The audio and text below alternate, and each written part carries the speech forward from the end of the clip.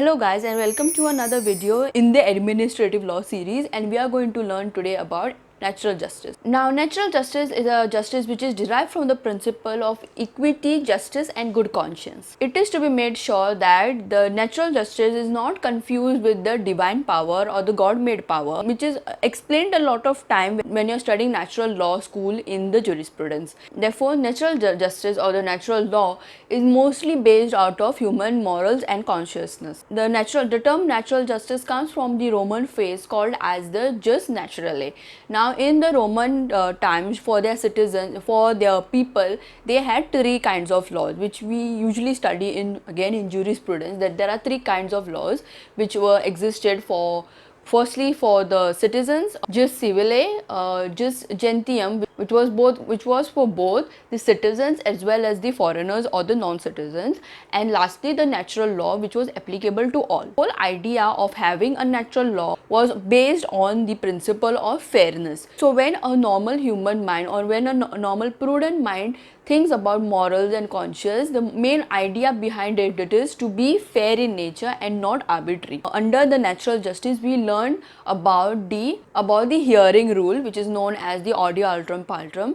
We study about the rule against bias, which is nemo judex in causa sua, and also we learned about the reasonable decision. So firstly, let's look into the audio alterum paltrum or the hearing rule. Hearing rule is basically that every person or every individual, may it be a plaintiff or may it be a victim, okay, both of these party needs to be heard before any decision is given. So when one of the party is curbed from representing himself, there is a defect in the rule of hearing.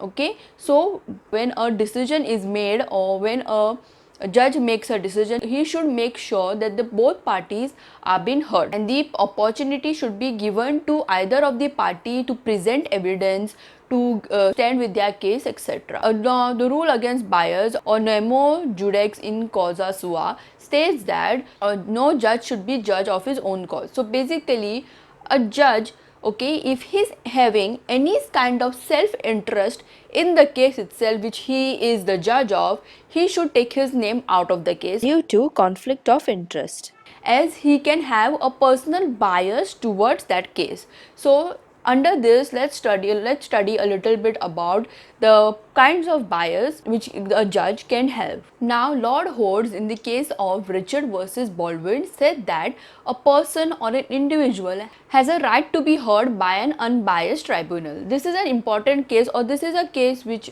may help you during NET. Now let's get into the various kinds of biases. Now the first bias is known as the personal bias. This bias is as simple as it sounds, as the judge has some sort of personal interest in the case. Let's look into the case of Cottle versus Cottle. In this case, what had happened was a divorce case, and in this case what had happened was the wife was friends with the bench or the friends with the one of the judges. So obviously the decision would be given in the hands of the wife, because there was a personal interest or a personal bias toward the wife. The second type of bias is known as the pecuniary bias. The word pecuniary itself means money, so this is regards to when the judge has a monetary interest in the case.